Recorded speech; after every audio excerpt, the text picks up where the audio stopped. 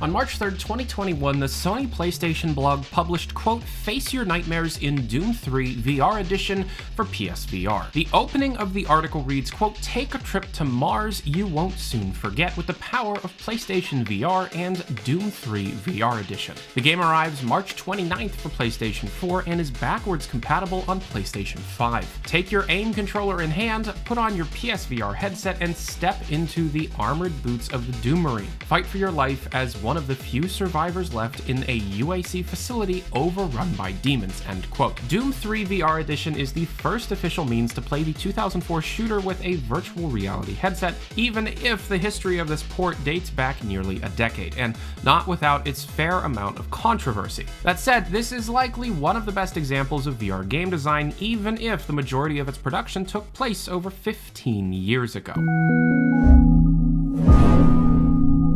Found on the show floor of E3 2012, John Carmack, at the time representing id Software, then a subsidiary of ZeniMax, was showcasing his work in head-mounted displays and virtual reality. This development, piggybacked off the initial prototypes shown off by Palmer Luckey and his Oculus company, was tied into a software demo, showcasing a modified version of Doom 3, allowing head-tracked movement and a stereo image shown off to the player. The response was positive and started some of the initial excitement for consumer-grade virtual reality, even in such an infantile state. Doom 3 BFG Edition was announced close by in May of 2012. This remaster of the 2004 shooter came with many highlighted features, including a chest-mounted flashlight, overhauls to the graphical system, which had a lot of brought-over code from id Tech 5. However, deep in the game's press release was the line, quote, "support for stereo TVs and head-mounted displays." The 3D TV support was released, even on PS3. However, the virtual reality function was not. In an interview with Wired a year later, Carmack was questioned about that initially announced VR functionality, and he responded with, quote,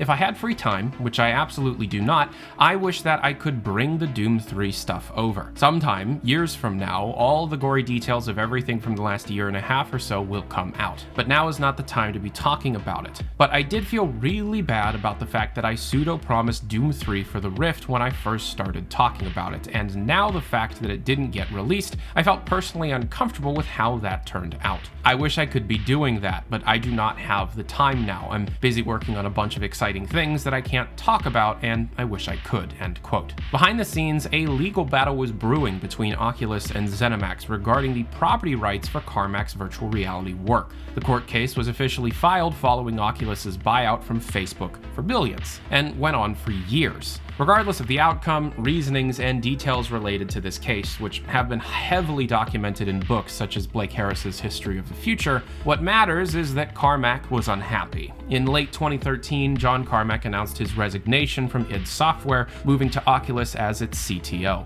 Carmack left due to not being able to push work in the virtual reality space, originally promising VR support in Doom 4 to Polygon in August of 2012. Carmack did not see support in the new medium from the shareholders at ZeniMax. Carmack told USA Today on February 3rd, 2014, quote, "They couldn't come together on that, which made me really sad. It was just unfortunate. When it became clear that I wasn't going to have the opportunity to do any work on VR while at id Software, I decided not to renew my contract," end quote. USA Today then goes on to state that Carmack wanted to develop VR support for Wolfenstein: The New Order and Doom 4 as technical demonstrations for the hardware, but saw no support from the company in this endeavor. Oculus and ZeniMax continued to create their own products and battle out the details of the Facebook buyout in court for years. In 2015, id Software published the source code to the BFG edition of Doom 3, the final time id has open-sourced any of their work, ending a 2-decade tradition. Using the source code, the VR support Carmack had envisioned and developed for a short time became a reality through community means. In mid-2017, a small team published Doom 3's Fully Possessed mod on GitHub under the name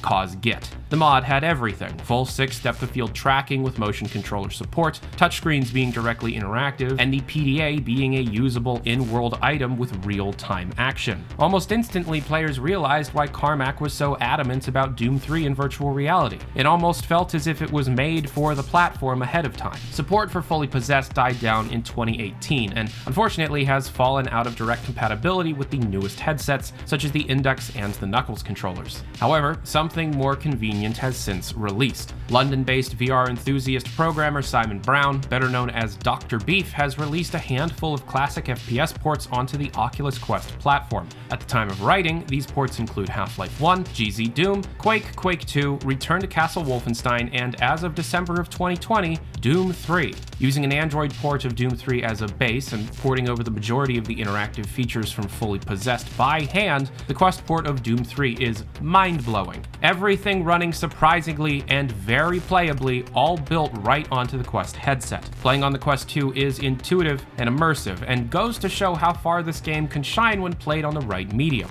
This is what ZeniMax is up against with the Doom 3 VR edition. Following up on the initial press release, PlayStation states, quote, Doom 3 VR edition features Doom 3 and its expansions, Resurrection of Evil and The Lost Mission, retooled for PSVR tech. Uncover the secrets of the UAC's unholy experiments, encounter uncanny monstrosities in claustrophobic environments, and wield an arsenal of iconic and even otherworldly weaponry with new textures, shaders, and sound effects as you survive against the forces of hell across over 15 hours of heart-stopping action. Feel even closer to the terror with all new VR enhancements that allow you to peer around corners, angling your shots with flashlight-mounted weapons using motion controls, 180-degree quick-turn functionality to catch demons sneaking up from behind, and an immersive wrist-mounted display to track your health, armor, and ammo. Combined with the original Doom 3's critically acclaimed blend of action and horror gameplay, virtual reality fans are in for one hell of an experience with Doom 3 VR Edition, end quote. It is unknown what hardware is being used to play the game in the trailer, but it is not far off at all from the visual quality seen in the Quest port.